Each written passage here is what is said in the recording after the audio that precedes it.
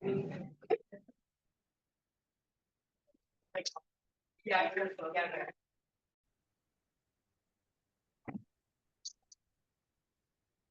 So, I'm sitting here today in Tallahassee, Florida, with a view of this really cool lake, actually, with Mr. Will Pomerantz. And so, Will, we met a long time ago because of your heritage with the Viking mission.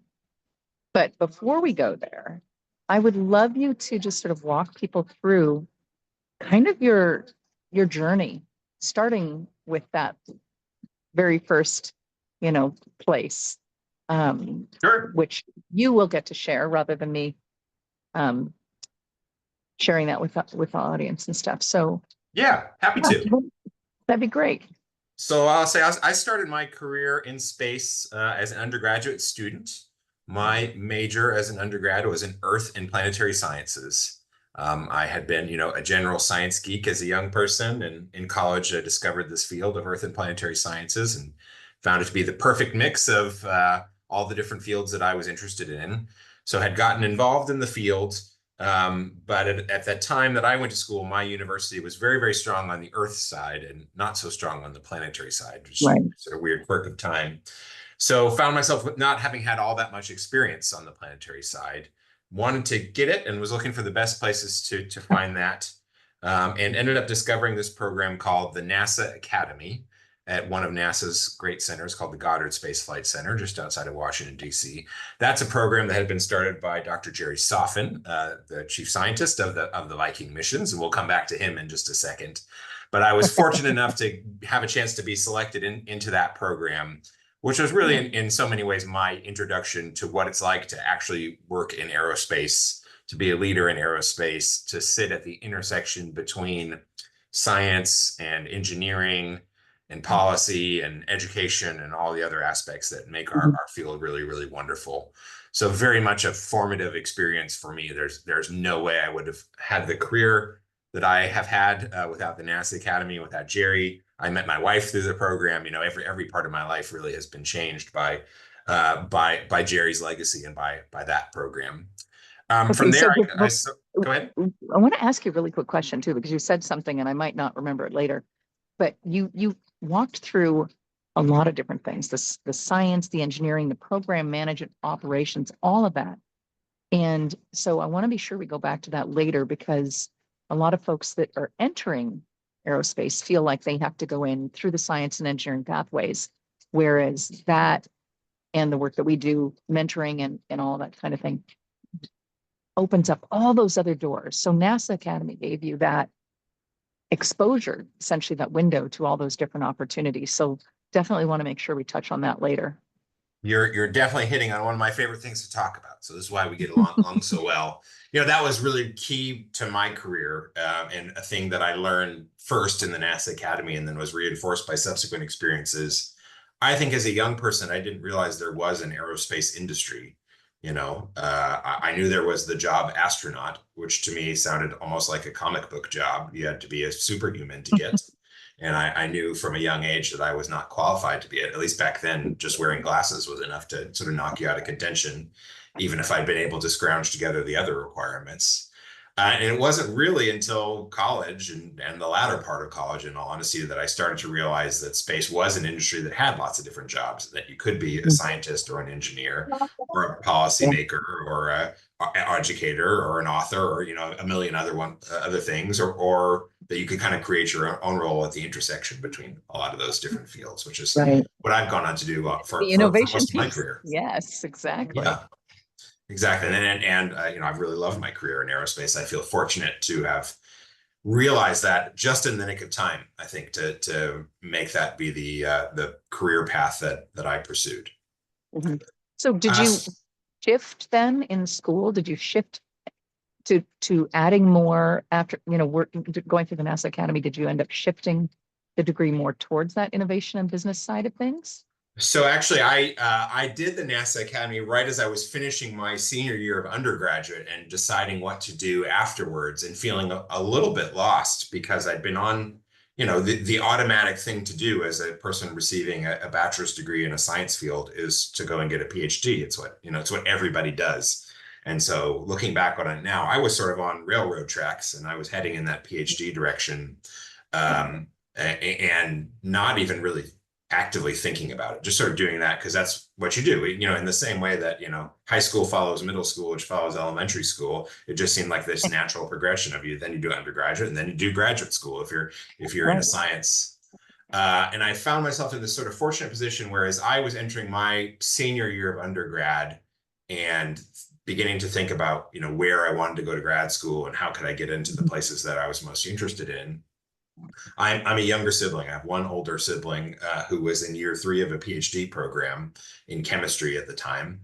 And although he loves his degree and loves his job, I found a fairly universal experience that year 3 is around the time that a lot of PhD students are questioning their life decisions because they haven't left the lab and you know, they live like a vampire practically.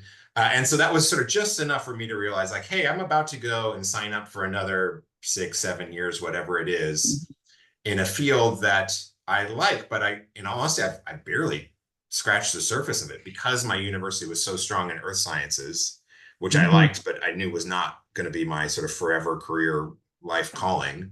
I love planetary science, but I'd only taken, you know, 2 classes in it, maybe 3 classes in it. So I was really a novice in the field. And it was just enough for me to say, hey, I'm not positive I want to commit now to that being the rest of my life. Let me figure out what's out there. And I'm not saying no to this yet, because I do still really like it. I just don't have enough data to make the decision. And I know I have these other interests, right? I'm interested in engineering. I'm interested in policy. I'm interested in history. I'm interested in all these other things. And I don't feel ready to pick one branch on the tree quite yet.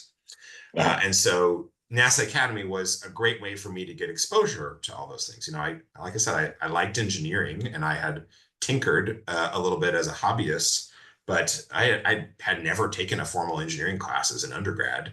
And so I didn't really understand what it meant to be an aerospace engineer or any of the other varieties of engineering discipline that are so important to our field. You know, same thing for business. I'd run the business side of one of the bigger clubs on campus, but that's not the same as being a business major or a business professional. And so the NASA Academy, because Jerry had designed the program explicitly to get scientists and engineers talking to each other, and then to give both of those, that was the students makeup that were in the program. It was about half scientists and about half engineers. And, you know, we lived together and it was sort of a forced 24/7 exposure therapy to what kind of languages people speak across that divide. I had come in, I think like a lot of people, having heard so much about STEM, science, technology, engineering, and math, and thinking that engineers and scientists were practically the same, and realized that no, we actually have some very important differences, and we do use different terms and have different priorities. And that was eye-opening for me. And then to be in that group and to get exposed to not just the engineers who were building spacecraft, but to the people who were leading the missions and the people who were selecting the missions and the people who were, you know, talking to Congress about the missions or educating the public about the missions, and to realize like, no, even if your discipline is this, you have to understand all these other parts and you have to care about them. You have to have a reasonable amount of talent in them, because you can be the best engineer in the world, and you can't explain to someone why they should fund your space mission, you're not going to get to do the cool space mission, right? You don't have to be an expert in any of these things, but you have to be conversant in a lot of them, or at least to recognize the value of being conversant in them, and to how to find someone else who is conversant with them, who can become your teammate along the way. And so that was really wonderful and eye-opening for me to sort of finally feel like I was seeing the full puzzle, not just the piece. And even if I still didn't quite understand what my role was going to be, I had now 100 new options for what it might be, and enough knowledge to say, okay, I can go and explore these a little bit further and figure out what I want to dig into a little bit more. So tell us about roughly when that was. Like, what was the year roughly when you were in that phase? So I did that program in the summer of 2002. Spent my summer at NASA Goddard. And then what I had done sort of in parallel to that was, because I had been, you know, thinking of going to a PhD program, I'd been trying to put a couple irons in the fire. And so I had both applied to and been accepted to this wonderful place called the International Space University, And then also I had reached out to sort of my top choice of, if I did go to grad school, what school would I want to go to? Which lab would I want to work in? And I had written to that professor and just sort of stricken up a conversation about, research questions. And at some point, actually, because I was learning these things at NASA Academy and trying to figure out what to do with my life, what I wanted to be when I grew up, I ended up emailing that professor, and who I'd been talking to for a long time, and saying, hey, would you hire me for a year as a researcher? And it was a way to basically come in and be kind of a grad student light, to be doing many of the things a grad student would do, but to have a relief valve, safety relief valve, where basically I had this great and frank conversation with this professor and said, I'm going to come here, I'm going to work hard for a year, but I feel so new to the field. I don't know how good I am at it yet. I got good grades at a good school, but I don't know how that will translate to actually being a good professional. So I'll bust my butt for a year. I'll figure out if I like it. You'll figure out if you like me. If we get a yes on both of those, I'll apply to grad school, and presumably I'll have a fairly good chance of getting in at that point. And if so, I won't have wasted a year. I've gotten most of a year's worth of value out of it. Whereas on the flip side, if I'm either not very good at it, or I don't enjoy it that much, or both, I can leave after a year. And I know it's possible to leave a science PhD after a year, but it's not a very clean and friendly process for anyone involved. It's a little bit unpleasant for everybody. And so this kind of gave me this out. So I ended up doing that for a year. I was a Martian geologist for a year and loved it for a year, but it became clear to me over the course of the year that it was a job for me. It was not a career. It was not something I could imagine doing and doing excellently for, a couple of decades. It was something that I could imagine doing okay for a while. And then let's poke on that for just a second, because this is one of the things that you and I both, since you work with students like we do, you work with many more students than we do. But when you're in that place where you're doing something and you're like, this doesn't really feel like exactly it, even though you still don't necessarily know what is it, capital ID. What were some of the things that you realized? So you're doing Mars geology. What aspects of it did you realize that you were missing? Like, was it that you were researching things other people told you to research? Was it that you were working under an engineering plan? Was it that you were out in the field in the hot sun? What aspects of that were you not as interested in? Great question. For me, one of the biggest elements was, so again, to put this in context, this was late 2002 going into 2003. So this is before Spirit and Opportunity, to say nothing of Curiosity, Perseverance, Ingenuity, other missions that came later. And so I felt like the Mars research community didn't have that much data, right? We had great stuff from Viking and from other orbiter missions that had gone before. We had a little bit from Sojourner, Pathfinder, but there wasn't that much data to work with. And there were a lot of very interesting, very talented scientists. And so I felt like in order to sort of establish your own lane of doing research that was unique research, rather than repeating something someone else has done, which has some value, but to do new first-time stuff, you either had to be extraordinarily talented, or you had to zoom in to something sort of very nuanced and very subtle, to pick some area of the planet that no one else has really looked at in detail, of which you probably, you've got one image from an orbiter and you got a couple data points from the Mars Orbiting Laser Altimeter or something else like that, and really zoom in on that. And so I felt like being so zoomed in on an area where a lot of people have, picked the most interesting areas, right? A lot of people have already done the research about the places that either immediately stand out to everyone as like, oh, that's fascinating. Like, what possibly could be going on? Why does Mars look like that? And what does that mean about the formation of planets in general and our early solar system and the history of Mars specifically, right? Those were taken by people who were better established and more talented, frankly, than I was. So I felt like I had to zoom in on some area that was still super interesting to me. It was like getting to think about the coolest puzzle and riddle every day, right? And looking at these beautiful pictures of another planet was very inspiring, and I really enjoyed it. But I had a hard time connecting to the why. Like, if I don't do this job, how does that make, how does me doing this job make the world a better place? Right? Who is actually getting that much smarter, or whose life is getting better by virtue of the research I've done? A crass way to think about it, but every once in a while I'd be linking up with friends from high school or college, and I'd explain my job, and almost universally they would say, "That sounds so cool. I just have one question. Why does someone pay you to do that?" And I felt like for many people in my field, that for the truly talented and committed people, they had a slam dunk answer to that. And I felt like I had an okay answer to that. But there was always sort of this thought in the back of my mind of, I can really, again, sort of work my rear end off for a long time to come up with this hypothesis for how this very specific small feature in one area of Mars formed. And there's a reasonable chance that, 5 years from now, a better spacecraft is going to get more data about this. And my hypothesis that I worked a year on is going to be proven or disproven in a moment from a better picture or whatever the data set is. And since it's not as though, anyone will have visited that place in person in those 5 years, and it's not as though I have the talent or the research scope to have come up with some sort of big overarching theory of the grand history of Mars and answer big questions. Was there water? Which at the time was people were fairly skeptical about, and still. I didn't really feel like I would have had the contribution that I would have liked.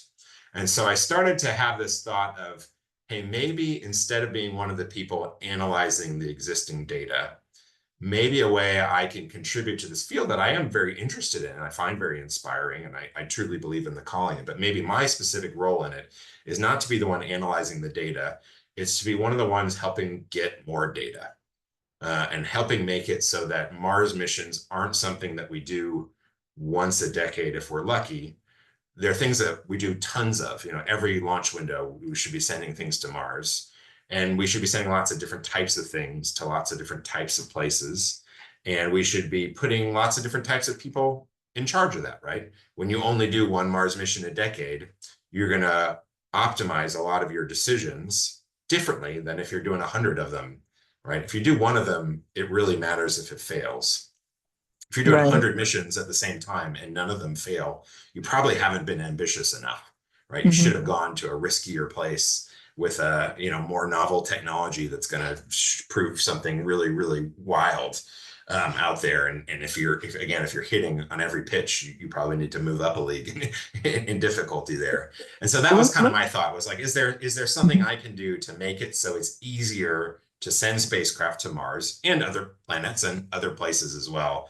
Can we up the frequency of all these cool space missions so that the next generation of engineers and the people in my generation who simply were more talented or had more perseverance in that field than I do get a lot more data points and a lot more chances to take big swings at it and ask bigger, harder questions? So it sounds to me like, you tell me if this might be accurate. It sounds to me like rather than answering questions that other people had, your sweet spot, the thing that got you excited, is figuring out the questions to ask and then building the environment for those answers to be answered. More so the second part of that, right, is how do I make it easier for everyone to answer their questions? Right. Regardless of what those questions are, right? Because again, I realize even in that brief thing is that planetary science itself, which sounds like a niche discipline, probably if you're on the outside, but once you're in it, you realize there's 100 different sub-disciplines. Right. You could be studying the atmosphere, you could be studying the magnetic field, you could be studying different parts of the chemical cycle, right? And I think even people within the discipline don't understand well enough the other neighboring disciplines there. So it was sort of realizing, like, I don't need to understand all the questions, and I certainly don't need to rank all the questions if I can just help people go and answer their own questions by virtue of being able to visit these places themselves, robotically, virtually, or in person, and to do it often, so that a facilitator. Exactly.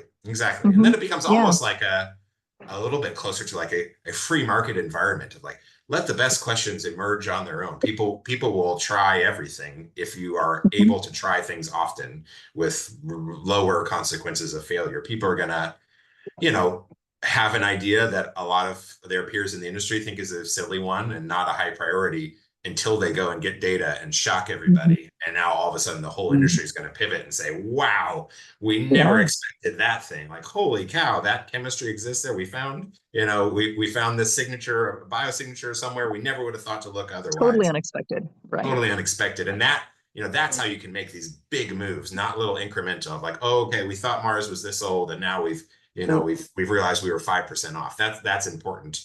I'm excited by how you make the big moves that no one would have predicted were the big moves. And all of a sudden you say, actually, the whole northern hemisphere of Mars used to be underwater. I had no idea. Right. A whole new generation now have a million new research topics that suggest themselves that would have been laughed at 5 minutes ago and are the top priority all of a sudden. Absolutely. Absolutely. It's really that environment and going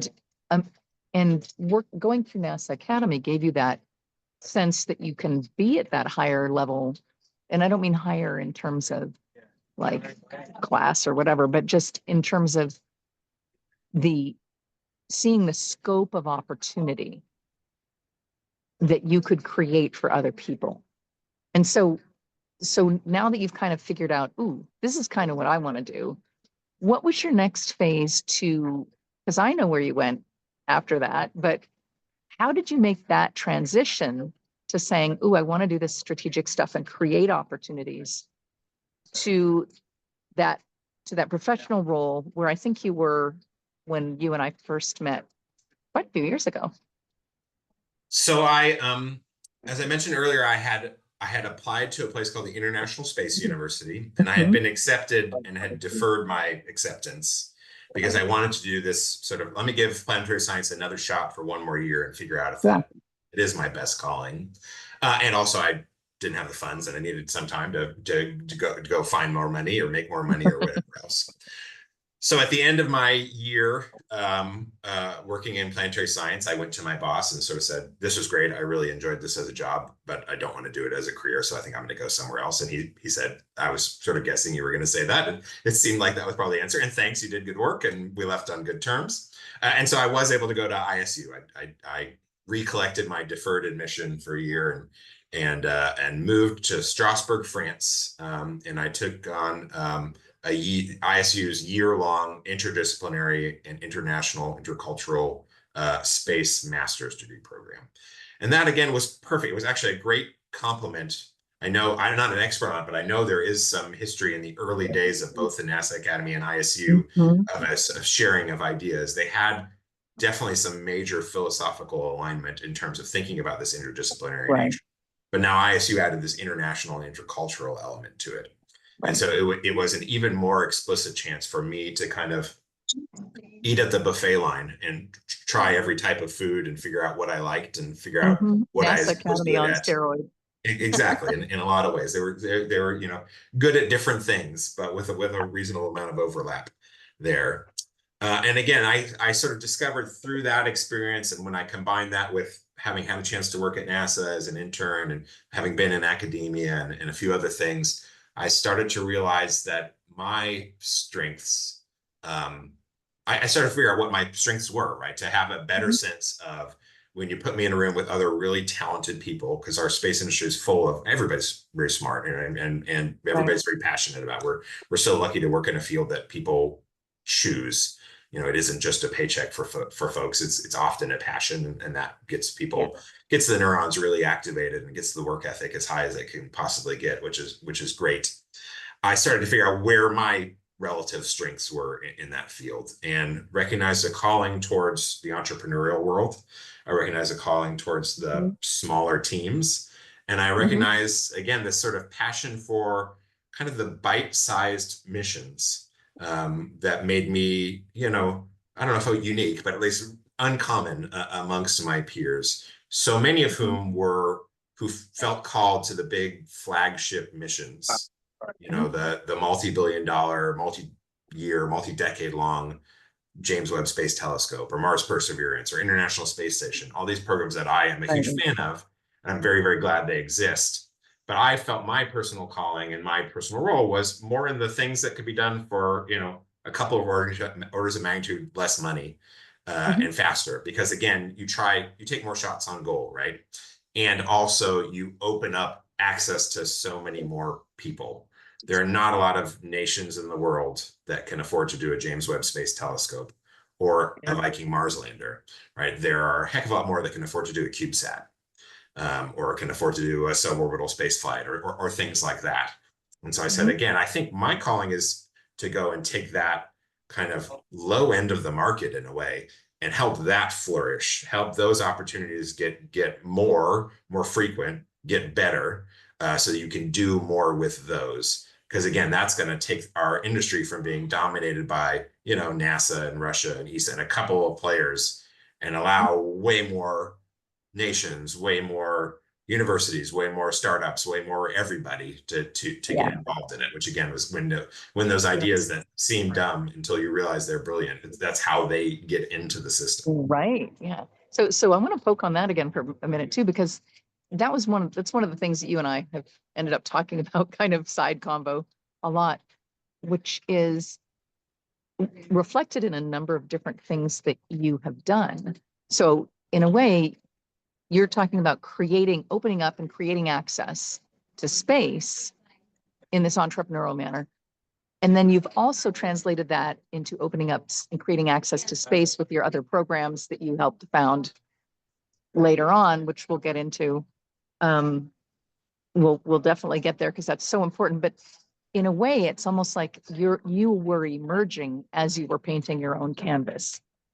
And I've noticed those kind of patterns, which is just very cool. I want to say, first of all, I'm so glad you're you and that you do that. And I don't know where that came from, but NASA Academy, ISU, whatever.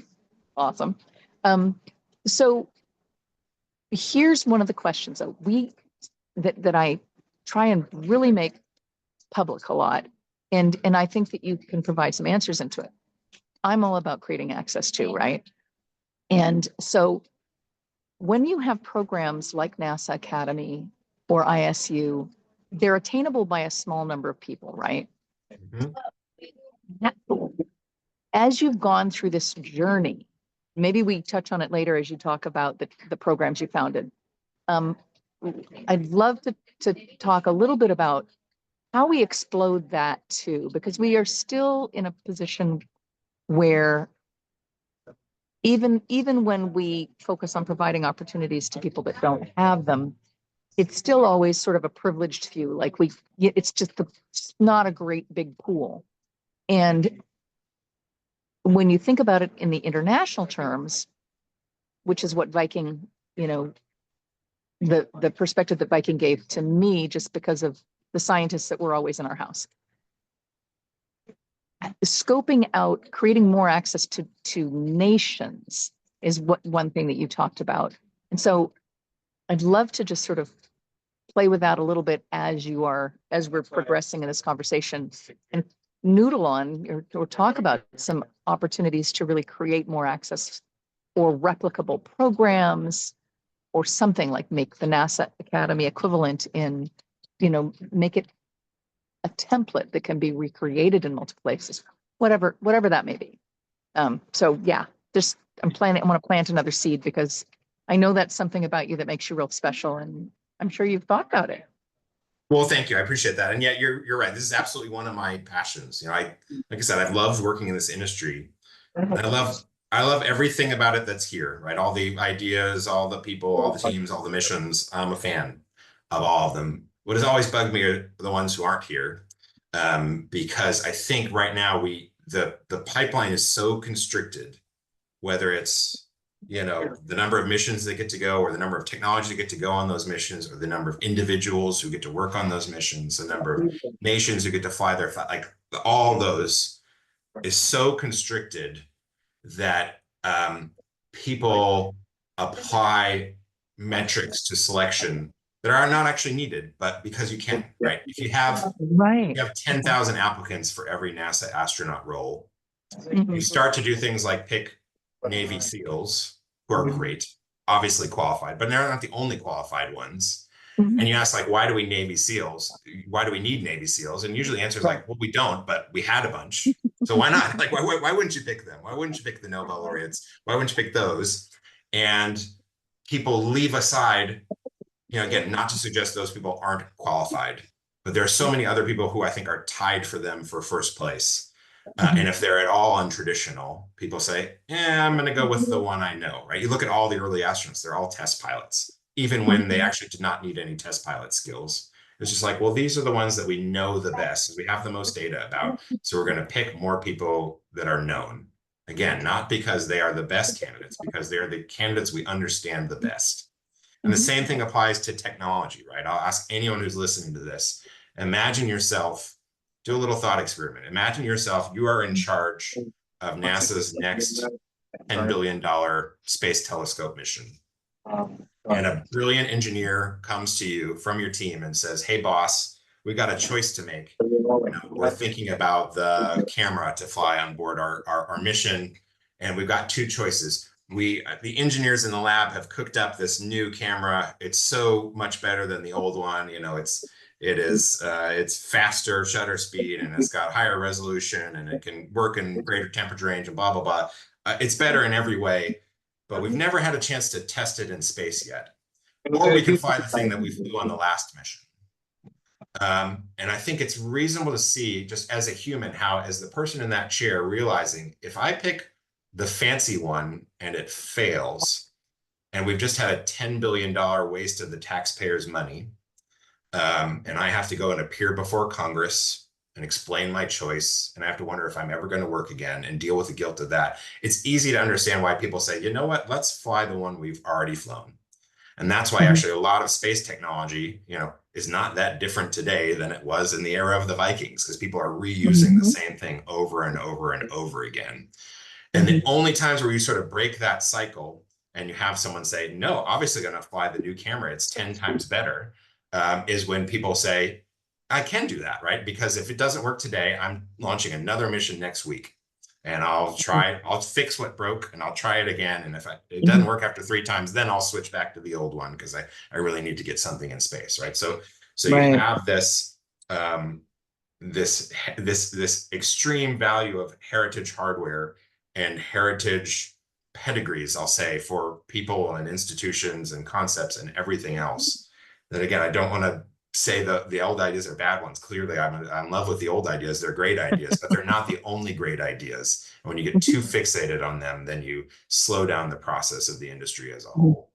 So what's incumbent on all of us who want the industry to be more open and frankly to move faster and to take bigger leaps is to find ways where we can, to find the sandbox where you can test the person, or where you can test the idea, test the concept, test the widget, where it doesn't, the end result of failure is not congressional investigation and I never get a job again. It's, oh, wow, we learned, right? And we got smarter, and we're going to go and try it again next week, try it again next year.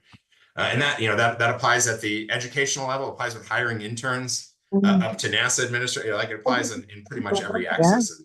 To me, that's been one of the really exciting things about the past 10-ish years in aerospace, is that we finally had the right alignment of technological capability and funding availability and talent availability, where we've figured out ways for people to sort of come in orthogonal to everyone else and say, hey, I just went and tested something weird and wacky, and wow, it worked. You can land rockets coming back from orbit, or you can fly helicopters on Mars, or whatever else. And now that it's proven, even the cases where it is appropriate to be a little bit more conservative can go in and gobble this thing up and say, aha, we have new heritage now. I can use that thing and fold it in to my bigger kind of home run swing type missions.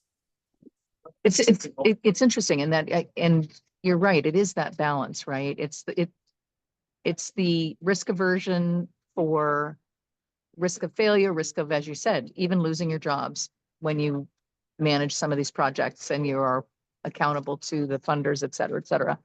But it's also something you talked about earlier, and we were talking about, and we've talked about before, which is that diversity of thought, right?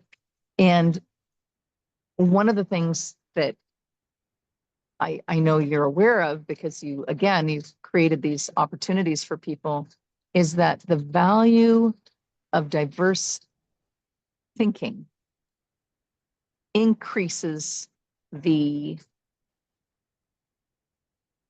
speed, the growth, the scope of possibilities as well, Whereas inversely, the homogeneity of ideas keeps us kind of going down that same old pathway that may be tried and true, but it doesn't it doesn't get you incrementally, it gets you incrementally further along the pathway, but not exponentially further along, right? Yeah. So the diversity of thought is something that we can only create if we make those opportunities available to people, right? And you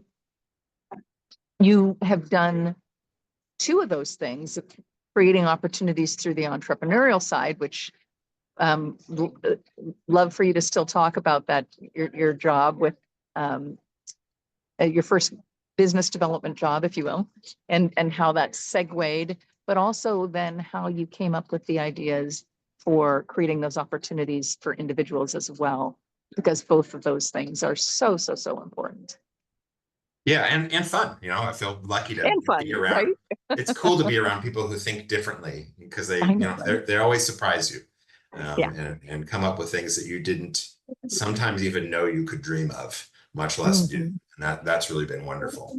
So yeah, after I went to ISU, and, you know, took a couple other steps that I'll omit for time, but one of my first jobs out of grad school was I went and worked at a nonprofit place called the X Prize Foundation, which was this cool organization that tried to do technology research and development in a way, but in a totally different model. It used this mechanism. It's actually an old mechanism, goes back hundreds of years, but wasn't very common, called the Technology Inducement Prize, or the Incentive Prize. And it basically flipped the way people do technology R&D on its head. Normally, if I have a technological problem I want to solve, I want to cure cancer, I want to develop nuclear power, I want to build a Mars lander, whatever it is, I'll sort of write up what I need, and I will issue a request for proposals, or have some method by which everybody says, yep, I think I can do that for you, and here's who I am, and here's my idea, and pick me, please. And you'll review them all, and you will do your best to pick who you think is the most likely to succeed. And maybe you're fortunate enough to be able to fund more than one of them, but usually you're going to go and you're going to pre-pick a winner or two, and you're going to pay them to attempt it. And obviously we've accomplished a lot of great things in that way.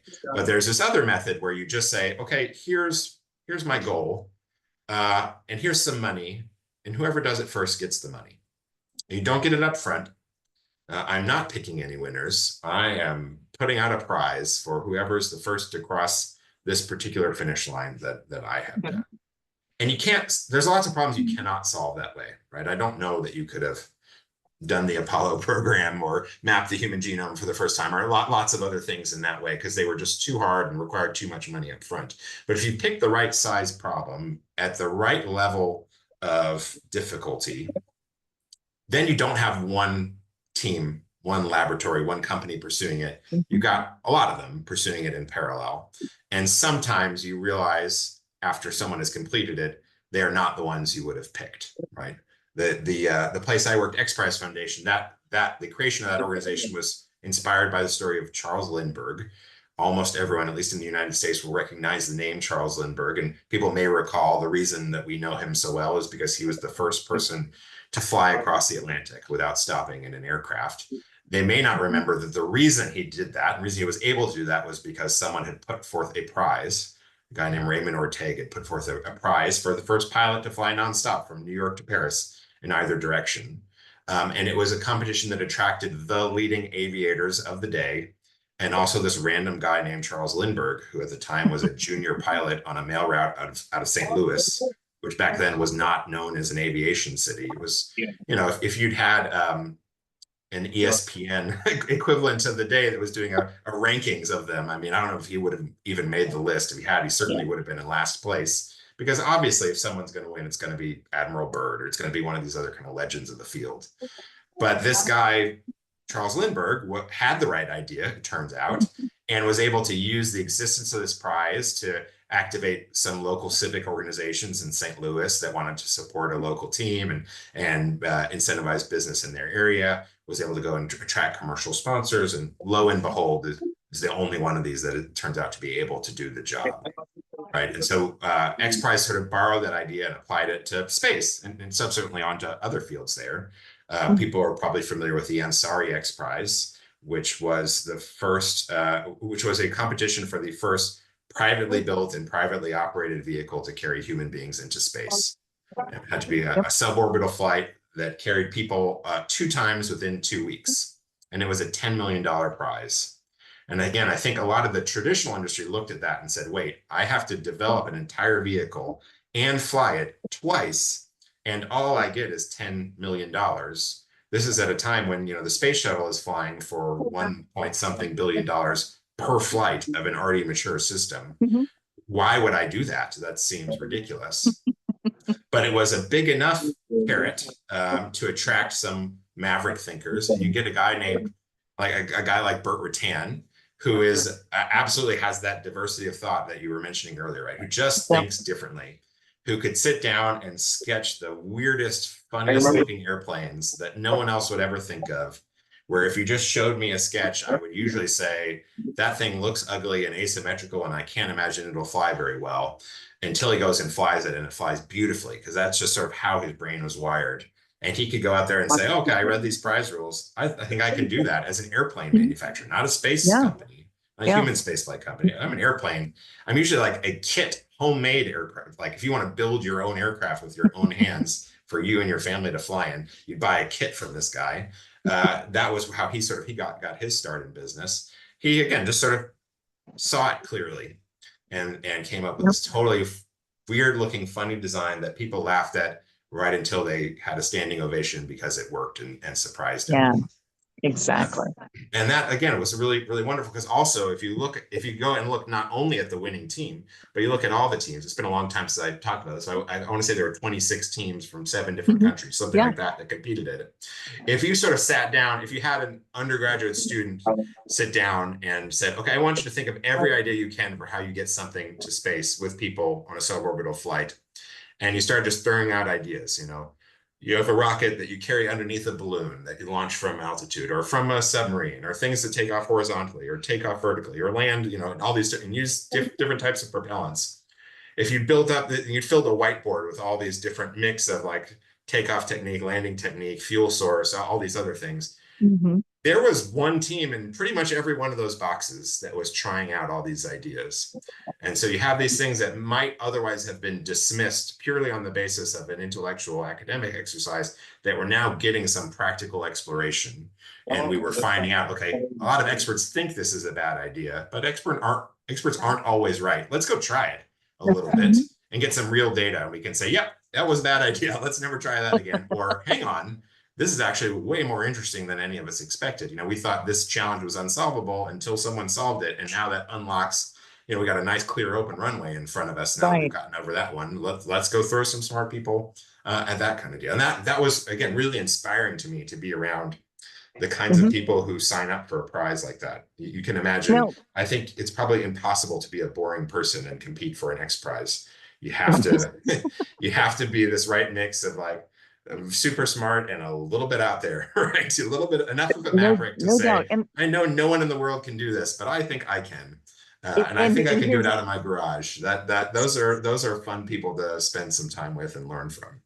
So here's another question then, just to interject that. The people that are competing for this prize did have to have some means in order to get to that place. So that's another, again, so identifying barriers, but also at the same time thinking about, well, those folks that had the means, the resources financially to do that. Some of them were individuals, some of them were government sort of led or group or academic led efforts. So you have these early adopters, if you will, but even beyond that, right?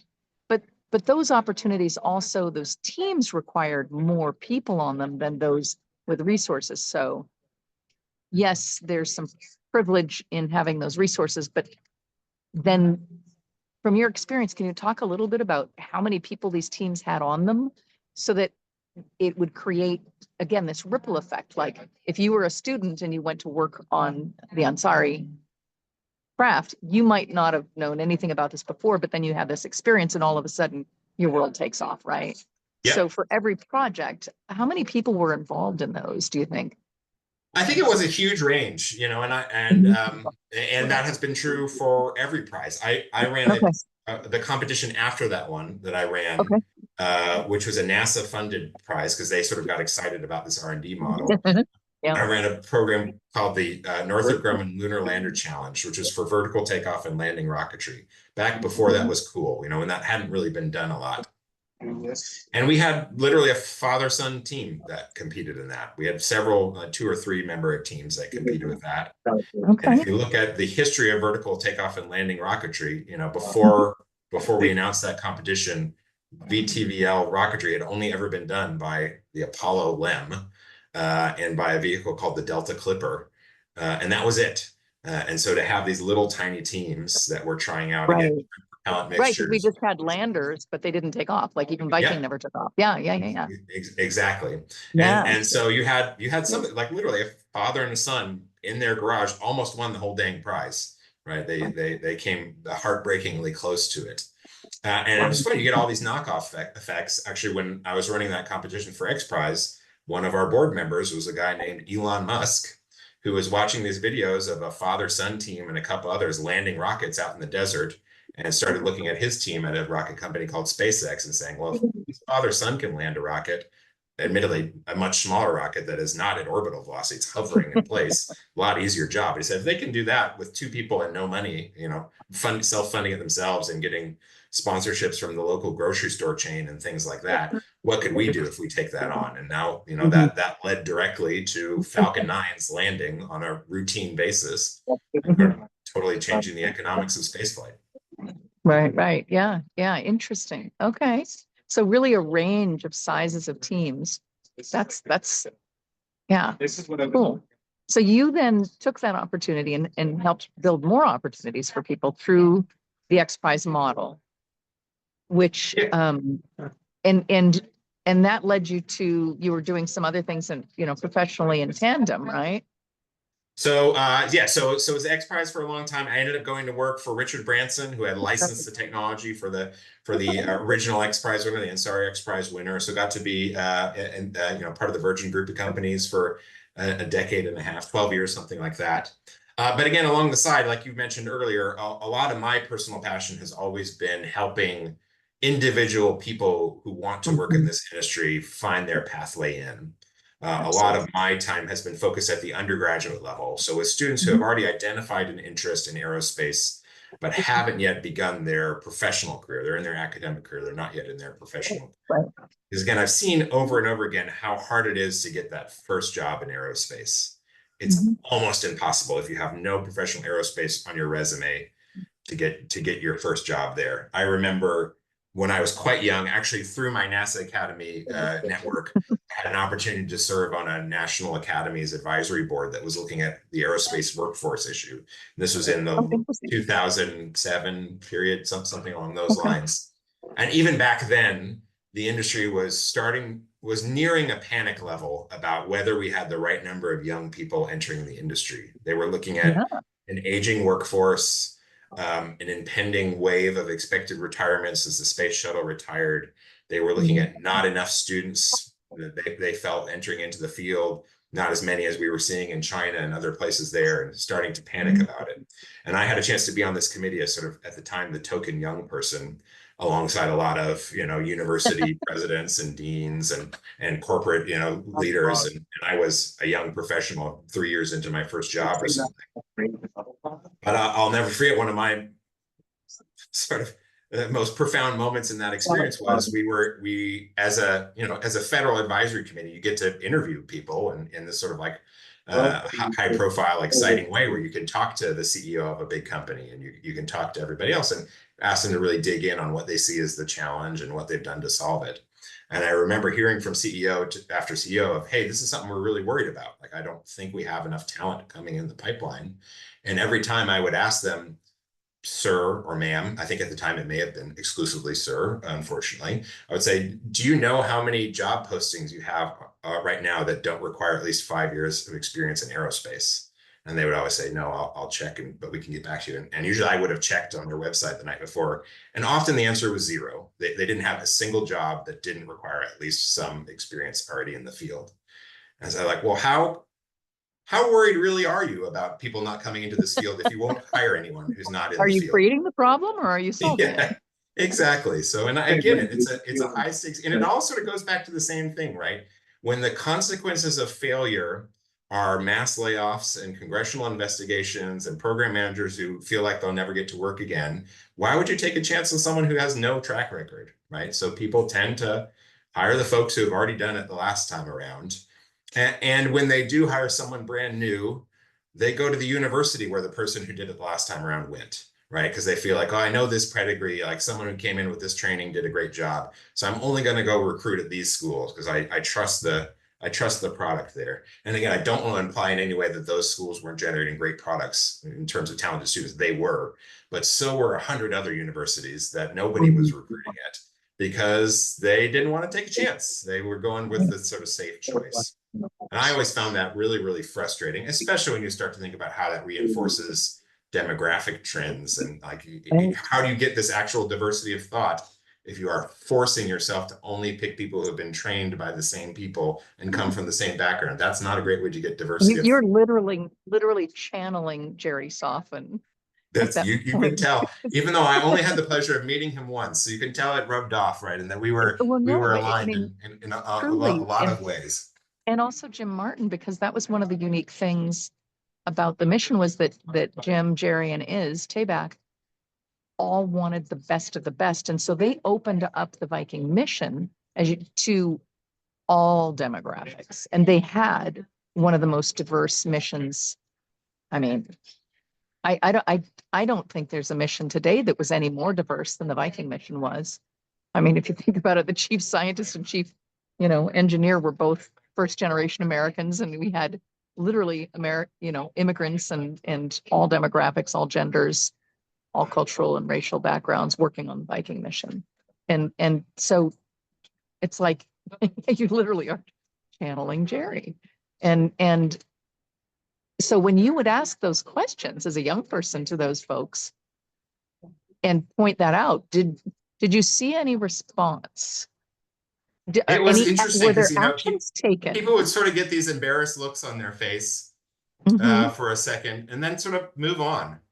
And so it ended up, I think there's a paragraph or two in a report that sort of mentions this, but it was not a main focus. And so it's something that I found myself, once I was better established in the field and kind of knew what I was doing and knew where I was going, but had also gotten a chance to meet a lot of the people in the industry and find like-minded folks about this. It became a way that I felt like I could really help both the industry and the super talented people on the outside looking in. My wife, who is in that same camp herself, she's smarter and better than I am in almost every respect, but was not born in this country and had to take an unusual path to get to her incredible leadership role within NASA right now. And the phrase she always uses, like, I didn't need someone to help me in. I just needed them to unlock the door, right? If the door was unlocked, I don't mind opening doors for myself and I can do all the work myself. But if no one will give me a chance to show that I can do the work for myself, that's the part that occasionally you need some help for someone to do that step. So I've had an opportunity now working with amazing teammates in volunteer capacities to start these 2 fellowship programs, one called the Brooke Owens Fellowship, one called the Patty Grace Smith Fellowship, that are all about how do we find these incredible students who come from backgrounds where our industry has done a very poor job of recognizing talent and giving people, not freebies, but giving them the opportunity to show that they can do the work, where people can't even get an interview for the job, much less get the job and show that they have a chance to excel at. As I mentored young students, I kept seeing all these people. I was like, you are so much smarter than I was at the time. And you work so hard and you are so creative and you've applied for 100 jobs and haven't gotten a single phone call. And that is how shameful for us as an industry that we're filtering it out. And especially, nowadays, I realize that filtering is for the most part done algorithmically. It's not even humans who are rejecting them anymore. It's keyword searching and it's GPA thresholds.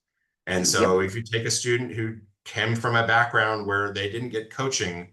Again, they might have gotten coaching in how to do the job. They haven't gotten coaching in how to get the job. How to get the job. Yeah. They're being rejected by a computer, and there's Yep. literally nothing that they can do about it until somehow they figure out that that's the step, right? Because again, when you get rejected for a job, and this is not unique to aerospace, I think it's almost universal, at least in America, you don't get any feedback. You often don't even get any notification. You just never hear from this thing. And so you have all these super talented, smart young people who are like, I'm receiving no feedback whatsoever. I don't even know what to fix. Am I not smart enough? Or my grades not good enough? I have a 3.9 GPA. Granted, I may not have gone to the most famous school, but like, is that really what's stopping me? I don't know. And so when we could find ways to get sort of people past that and not lower any barriers, not say you don't have to be as smart to get this job. We're not giving anything away. We're just going to say, hey, I'm going to ensure that your resume is read by a human. And I'm going to give you the tiniest bit of training in how to talk about what you've done and how to format your resume and how to write a cover letter, how to do these kinds of, how to interview for a job. Again, I'm not giving you the answers to the test. I'm helping you arrive to the test with the same tools that the other kids have. And bang, these kids all of a sudden that couldn't get a job interview were, I can't count the number of times that I've gotten feedback about one of our fellows in one of these programs where I'll be told by a famous, very highly desirable aerospace company, they'll say, hey, not only was this student my best intern this year, this is the best intern I can ever remember having. And I will remind them and they had applied for a job 10 times before we helped you find them and got auto rejected. Something's broken. Let's go fix it together. We can solve this. It's not an unsolvable challenge. It's before I'll get off my soapbox in a second, but again, this weird sort of strange difference in attitudes that aerospace people have where, when it comes to technical challenges, I find aerospace people are absolutely fearless, right? We can give people something that sounds insane, right? Land a human on the moon before the end of the decade, or send a spacecraft to Pluto, go and fly a helicopter in a world that has barely any atmosphere. And we're excited by that. And we experience setbacks and we do not give up. And we will go and work the idea and work the idea and work the idea until, by God, we've done it, right? And when it comes to human challenges, it seems like we give up instantaneously. We say, we either don't acknowledge there's a problem, or how many times have I heard, yep, I recognize there's a problem, but it's not our fault, it's the university's fault. They're not preparing the students well. I can only hire the people who have the right training when they come in. Or people will start to, recognize that maybe their recruiting has been focused on one demographic group more than the other. And they'll say, well, we went to the Society of Women Engineers conference once 5 years ago, and we didn't get a lot of resumes out of it, so that won't work. I'm like, wait, so you tried one thing once 5 years ago and it didn't work and you stopped? Gave up on it. Would you do that on the test stand? If you tested a new Pintle injector design on your rocket engine and it didn't go well in the first flight, would you say, well, that's it, well, we're giving up, we're moving to something else? Like, no way, you'd be laughed out of the room if you ever suggested doing that. So why are we so bold in the face of technical challenges? And why do we lack any courage at all often in the face of human challenges there, when the rewards of the human challenges are so much greater, right? If you hire a brilliant person, they don't solve one technical challenge for you. They solve one technical challenge for you a month for the next 40 years. The return on investment is really incredible. So be a little braver, go actually look at your statistics, your data in a way that you would on an engineering side. Figure out if you have a challenge and what the challenge is. Figure out what you've tried and why it might not have worked, and go just try it again before you call it a day. Yeah, and I think you've touched on something that some of us are.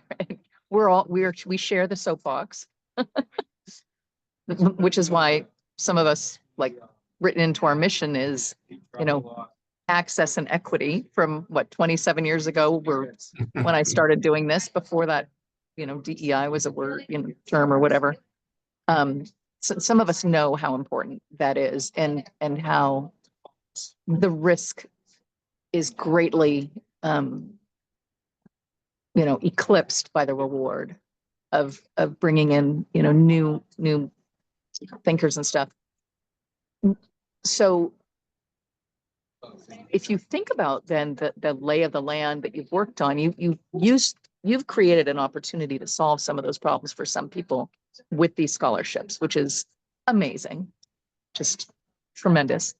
So, but we still have that bigger problem, which is the lens that is reviewing the larger set of people, right? The folks that don't get to address the industry, directly, because it's all done through these digital, inhuman, AI-driven channels that are really not good at sussing out really any kind of quality. So what are some of the things that, or maybe you guys are noodling on this at the organization, at the Institute, what are some of the things that you think that we can do to raise awareness, especially given that we've just changed the entire way of looking through, not we, that the lens has been changed or removed, that acknowledges that we need diversity of thought, right? Have you guys been thinking about that question so that we can actually do this at a much greater scope? Because we know that, this is a tiny amount of the industry that we're able to affect a change in. How can we scale this, right? Yeah, and it is a question that we think about a lot, and in order to solve it with, a small all-volunteer team, typically, what we've got to do is break it down into bite-sized chunks and attack the problems so we can.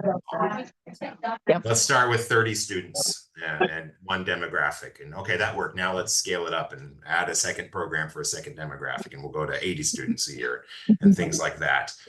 We are also thinking about how can we sort of pathfind a way for other people to, why have we been successful in identifying talented students that have been missed by others? Some of it's in recruiting, we get them to apply where they are, maybe aren't applying other places, but other times is in evaluation of finding talent where other people are overlooking it. And are there parts of that lesson that we can show to other people? And then again, I think another key element is there are decisions that we could take because, when we were starting at the Brooke Owens Fellowship, that program was created, over the course of a couple of days by 3 people. Our friend Brooke had just passed away, and we were grieving our loss, both of a friend and of a colleague, and trying to figure out how we could help there be a generation of future Brooks for us to work with. And we wanted to have something we could talk about with her family at a memorial service. So we had to move fast. We didn't have, we were not building on a foundation of decades of tradition, which was really limiting in some ways and really freeing in other ways, and allowed us to sort of think differently about how we would set up this organization and recruit students and select from the ones that applied to us and take some big shots. And a lot of those paid off really, really well. And so now that we have that successful track record, both we can sometimes go and teach the companies we work with, like, hey, here's how maybe we saw the things you were missing. And oh, by the way, we're a nonprofit. Like, we're not jealously guarding this secret. Please do what we do to shamelessly borrow, steal, and adapt anything that you would like. It is yours for the taking. That's one great thing about, the time I spend working in the nonprofit world. It's a little different from my work in the for-profit sector. The other thing that I think we've done is we've connected with so many people who believe in the value of diversity of thought, and who do recognize that the industry is not doing as well as it should be, and that there are challenges, and recognize that the solutions aren't just, wait a generation or blame the universities, that people have to take some action. And even still, a lot of those people feel like it's hopeless, because they do feel like this is a problem that can't be solved unless you change the culture of a nation, and unless you change an entire, educational machine that affects millions of students around the country every year. And there's some truth to that, but also we were able to go and show them, like, hey, a team of 3 volunteers with no bank account, much less any money in the bank account, was able to go and affect change in a couple of days. And you could start, and you could see the track record. And all of a sudden, people who were motivated but felt helpless don't feel helpless anymore. And they're able to go back to their internal management chain and say, hey, I have an idea. I think we're missing out on talent. And here's a bite-sized way. I'm going back to my theme, you know, whether it's a spacecraft or it's a recruiting effort or whatever else, when you can take bite-sized steps and say, I don't need $1 billion. We don't have to, you know, create an endowment at this community college, as we should do that if we can. But if we can't, we can spend $100 on this thing and have something that we can measure and figure out if it's working. And why wouldn't you do that? Why would you take a $100 step? Because if it fails, you're out $100. And if it works, you've just created a whole pipeline of talent that your competitors don't have access to, perhaps. And so we're seeing all these great examples where it's not our program scaling necessarily. It's people who've been inspired by that and come up with programs that we wouldn't have thought of or couldn't have executed on, and then going and sort of perpetuating those and having that nice exponential effect of inspiring the folks that hear about their story and are reached by their students or their recipients. Can you think of, are there some specific things that you can think of? Because it's interesting that you say that other people are doing similar things, but I don't really see anybody doing anything that's similar to what you guys are doing. I see other people that are saying that they're creating impact, but I'm not seeing the impact in the same way. So maybe I just don't know that. I mean, there are a lot of great stories that are not mine to tell, often about things that are happening within an individual company, about how they've changed the way that they recruit. So within companies. Within a company. Okay. But then in addition to that, I mean, there are things with broader impact. You know, for example, when we started Brooke Owens Fellowship, our goal was to have 12 fellows in one summer. And then we all thought we would all have done a good deed for the world and honored our friend and process our grief and move on. So that was the goal, was 12. I think we're at, you know, 600 or something at this point. But also there have been, I believe now, 7 other fellowships that have used that Brooke Owens Fellowship model. I co-founded the Brooke Owens Fellowship, which is one of them, but we had the Matthew Isakowitz Fellowship and the Z Factor Fellowship and the Zenith Pathways and the Sally Ride and Prospero, and there's now a new one called Solastra, right? So people have very literally, with our permission, cut and pasted our website, our application form, and they've tweaked it to apply to a different geographical area or a different demographic group or a different set of skills or something else there. So that's been a much more literal version of us having an impact than certainly we ever anticipated. And which is great. And I'm a huge fan of all those programs and the incredible humans who have volunteered their time and talent to run them. But I suspect an equally big but harder to quantify impact, again, are the internal changes that are other folks' stories to tell, but where people say, I finally convinced my manager, you know, we shouldn't just go recruit at these 3 schools. We should go and do this in a different way. And we should conduct our first round of interviews a little bit differently, or we should even write our job postings a little bit differently. Sometimes. Right. Yeah. And that's an interesting thing. Like it almost seems as though there's an opportunity for a toolkit to help change how recruiting is done. Yep. Really. I think there are plenty of lessons. And that's. Yeah. We'll have to talk about that in a whole nother offline conversation, and maybe something we can do there. Well, and that's, you know, it's something where the nonprofit world is uniquely suited to that, because a lot of companies wouldn't want to give that away, right? That's a competitive advantage. If they're finding talent their competitors are missing, there will be an incentive within the companies to not share some of those lessons. So if we can develop them outside of that environment where we will publish them for everyone, exactly. And that's the model that I was just thinking of, just the give it away, the free license model. Yeah. Interesting. So now you say you've got 600 or more Brooke Owens folks, and what about the Patty Grace?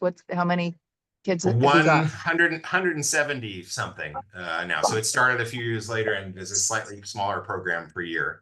But yeah, I think across all the fellowships, we're getting close to 1,000 students who have gone through something, you know, through this kind of model. They're not all the same. They all have their important tweaks, but who all are sort of built fundamentally on the same kind of selection thing. And it's people of every race and every gender, and it is not exclusive to the United States. We've now seen it in Canada and in the UK. There have been a few people who have have shown interest in adapting the model to other parts of the world as well. But Mhm. you know, it's I'm going to knock on wood as I say this. It's basically a model that has worked every time it's been tried. The batting average is ridiculously high, both for the programs and Mhm. the individual level. I mean, there aren't any brookies who are a dud. You know, some are more obviously successful faster than others. But I think everyone that's come in has brought something, and not only has the program brought something to them, they have brought something to the program or to their host company or to the industry or often to all three. Well, and you just said something that made me think of another question. Of course, this is just, how some of our minds work, right? Statements bring up questions. So brookies, when you think about them, right, are these sort of very outstanding, driven, effective, innovative, even outlier innovative people. So you're going to see them, they will be more visible in industry. Now, here's a question. What about all those other roles for the introverted people who can have the equal impact, but in a different way, that might not ever be visible, nor would ever want to be visible? That's a community that I work with a lot, actually. Is that, have you thought about that at all? Because that is a very different kind of candidate in a lot of ways. Yeah, well, when we definitely think about how do we assess talent, given that talent takes so many different shapes, right? And there will be some people who can express themselves so well in certain modes, and who will have an easy time finding people to write their letters of recommendation because they shine in that specific way that captures people's attention. Where it's like, oh yeah, you want a letter of recommendation? Not only will I write one, I can write an excellent one because I've seen you do all these kinds of things. And then there's people who have a quieter form of talent, no less talented, but just sort of in a different way. So that's, I don't know that we fully cracked that code, but it's always something that we're paying attention to. Another similar element is one of the many criteria upon which we select fellows in both the Brooke Owens Fellowship and the Patty Grace Smith Fellowship is we are looking for people who have a commitment to service, to whatever they want to serve. It could be their family, it could be their church, it could be their community, it could be their planet,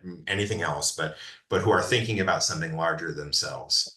And oftentimes it is simply easier to display that commitment if you come from a wealthy background, right?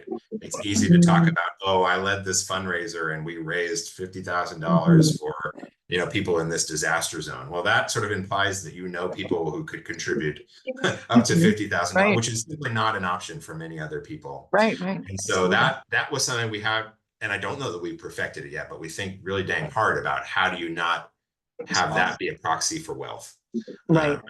So we're definitely thinking along those modes. But to go back to the other part of the spirit of your question there, I think in terms of like the signaling function, we certainly have fellows from all these programs, rookies in particular, because there are the most of them and they've been around the longest, so they're the most senior in their career. And a lot of them are, well-known figures now in the industry that you see on the big stage at the conferences and things like that. But still, I will probably get chills now as I describe it. One of my favorite moments in my work with the Brooke Owens Fellowship, I remember being at a professional conference. I can't remember which one it was, but I remember being at a professional conference maybe 3 or 4 years into the Brooke Owens Fellowship. And it was one that a lot of brookies happened to be attending this conference. We hadn't sent them there. They were not funded by us, but they were there, through their school or through their work or just on their own. And they all had met up with each other and were enjoying getting to meet people from different classes. And I remember being in one of the keynote lectures, and it's an aerospace audience, right? So it has a clear demographic in the room. Our industry is often described as stale, pale, and male. And that is often true at a lot of these conferences where you sort of look around, people tend to look like me. And then the door opens and 20 young women walk in. And then they all go sit in the front 2 rows and they pay attention and they ask the best damn questions that anybody asks of the keynote speaker at this thing. And you could just see, and when they open, I mean, you could almost, it was like a cartoon. You could kind of see everyone do a double take because they're not used to seeing 20 women in a group at a professional conference, especially if it's not, a diversity panel or something like that, where people sort of say like, oh, of course there's going to be that. Of course there's going to be odds for this, so people can be very sort of smarmy about it. They're seeing at a technical lecture, see this group of women come in and then just clearly show their talent, their intellect and their curiosity and everything else. And, you know, people are sort of sitting there scratching their head at first and then nodding and then getting into it. And then also I sort of looking around and I'm seeing every other, not every other, but so many other women in the room who are not affiliated with this organization, but just sort of take notice and lean forward and start to get this big smile on their face. And then as soon as the talk ends, instead of going up and mobbing the speaker, as people often do at a conference, they're going up and mobbing this group of young women who have just come in and sort of put on this great intellectual show of intellectual prowess there. And I'm in the back with just a grin a mile wide saying like, man, this is what we needed, right?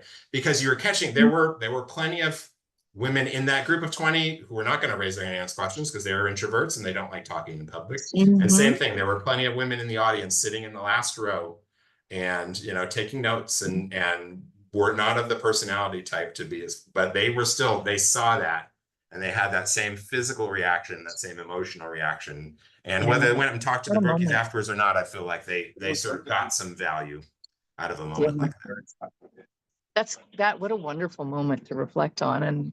And you see that's one of the invisible ripples, right? It's one of the invisible ripples. Ripples aren't always the next technological innovation. It's how many different ways do we influence and make change? And just being in that room, I'm sure made a difference, it sounds like, for a lot of women. That's so cool. For sure. Cool. And speaking of ripples, I've only got a few minutes left, and I would be remiss if I didn't tell my one story of meeting Jerry Soffen in real life, and now how his ripple and the Viking program ripple changed everything about my life. Because literally, I only had a chance to meet Jerry one time because he passed away before I was a student in the NASA Academy. I think I was in the first class after he had passed away. But I remember going down, the way I heard about the NASA Academy was I was in a SEDS chapter in undergrad. SEDS is the Students for the Exploration and Development of Space. At the time I went to school, it was not a very big organization. I think there were only 3 chapters in existence at the time. But I was fortunate enough to go to school that had one of the 3. And our big activity is every year we would go down to Washington, D.C., and we would talk to members of Congress about support for NASA and how it's important as a country that we invest in science and in space specifically.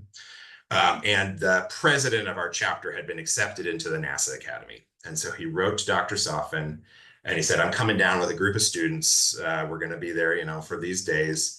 We're coming down a little bit before we need to be there. Is there any chance you would be willing to meet us ahead of time and just talk to students? Because I think they'd all get a kick out of meeting you. And I think at this time, I don't know that a president of our chapter had met Jerry yet. He had been in email correspondence with him. And Jerry was kind enough to say yes. And his idea was, I'll meet you at the Smithsonian National Air and Space Museum. And so I go on this trip and I'm bright-eyed and bushy-tailed. I think I was a freshman at the time, maybe beginning of sophomore year, end of freshman or beginning of sophomore year, something like that. And I didn't know who Jerry was. I just sort of know I was going down. I was going with the group I was going with and sort of there for the experience.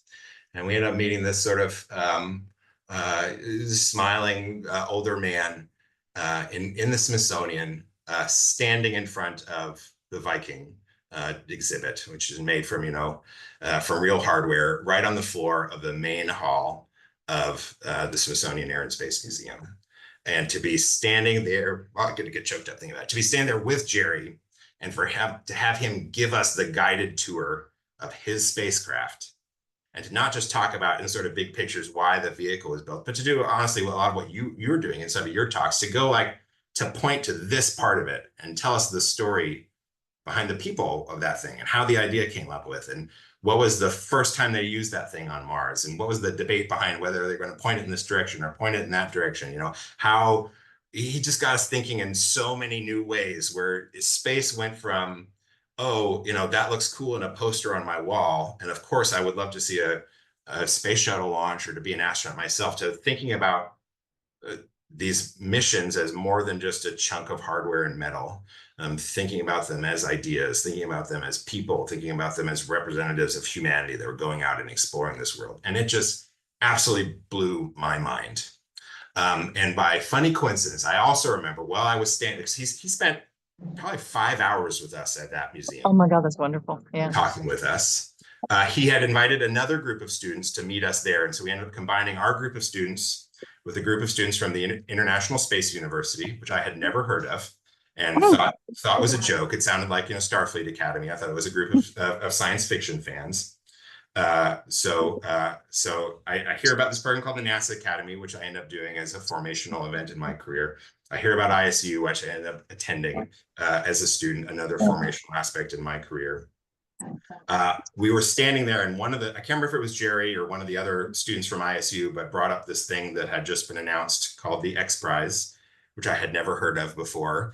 And we talked and we all had a good laugh about how silly it was and the fact that no one was ever going to win this thing because it was such a small prize first, but it was going to make a fun thing to talk about over a beverage that evening. I went on to work there for 6 years. And nowadays my job is following in the footsteps of Viking, very literally, right? Running the team that built Ingenuity with and for NASA JPL, flying helicopters around on Mars. So I think sometimes about if I had called in sick on that day, or missed my train down to Washington, D.C., or just not been in the headspace to be, if they had smartphones in those days and I'd been doing this instead of listening to this wonderful man, there is no part of my life that would resemble anything like what it was today. So my brief moment of meeting Jerry really did change everything. And last thing, even in that one meeting that I had with him, and then in the millions of stories I've heard about Jerry since from other NASA Academy alums, I think one of Jerry's many talents, and perhaps not by coincidence, I have married someone who shares this talent, is he seemed to have had this remarkable ability to very, very quickly suss out the talents a person had. He had some kind of X-ray vision where he could size someone up, it seemed like almost instantaneously, and recognize like, you are so good at this. And then to be a real hard ass if you were not going and delivering on that particular time. He saw people squandering a talent that they could be developed. I think he would not go easy on you. He was not going to be cuddly in that particular sense. He was going to say, hey, I think you could be the best at this. I think you could be really good at this. And I think the world needs that.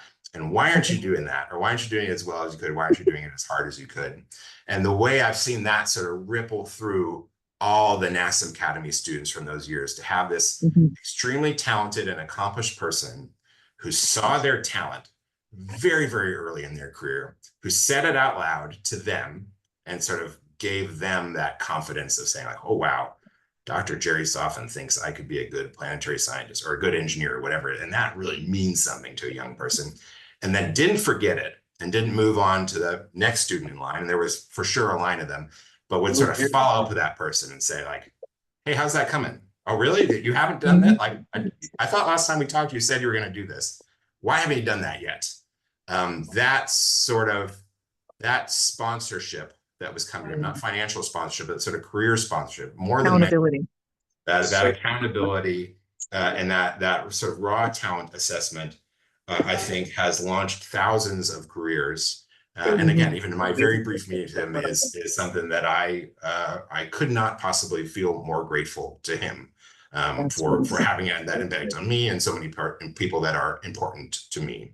So I'm grateful to you for being one of the many that are keeping Jerry's legacy alive and helping people see when that applies not just to one person, but I think really, as you tell the story so well, like to a mission, right? To the way the team was built, the way the hardware was built, the way the mission was designed, helping keep that alive so that the legacy of Viking is not just chapters in a textbook, as important as those are, but it has a sort of human effect, is something that I am really profoundly grateful to see.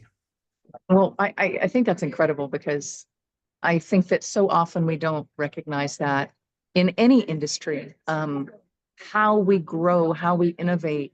And essentially, it's the humanity behind everything that we do. And I think that you touched on it. Viking as a mission was unique because it was so intentional. The choice of individuals that worked in the roles. And you're right, this is something that I talk about. The organizational structure, all of those things were so intentionally done. And they were done so because there was this almost philosophical recognition of the humanity of a mission. Jerry and Jim and and Tom Young and Norm Crable, all these people who were in leadership, John Newcomb, all these people in leadership roles from the project office recognized this culture that was created by a small group of people. And that absolutely permeated everything about Viking.